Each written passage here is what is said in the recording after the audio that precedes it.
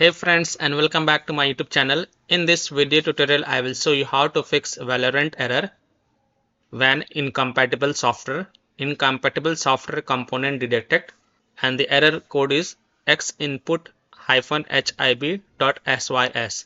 You must disable all incompatible components in order to play.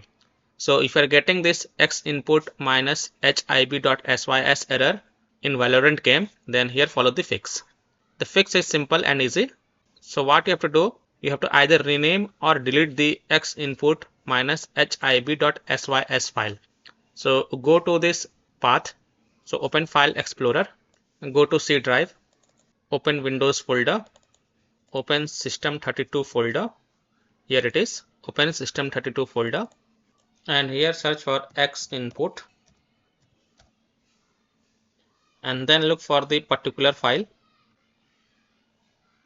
Here it is, xinput-hib.sys. So right click on it and then select rename, and after the sys put .old. Press enter. Now you have to provide the administrator permission. So click on continue, click yes to allow, and after renaming the file, you can go ahead, launch the Valorant game and check if your problem is solved or not. If that doesn't work, then simply delete it and then check. So right click on this file name and then select delete, and then again you have to click on continue, and after deleting the file, then you can go ahead, launch the Valorant game and check if your problem is solved or not. So I hope by following these steps you can easily solve Valorant error when incompatible software component detected, and the error is xinput-hib.sys.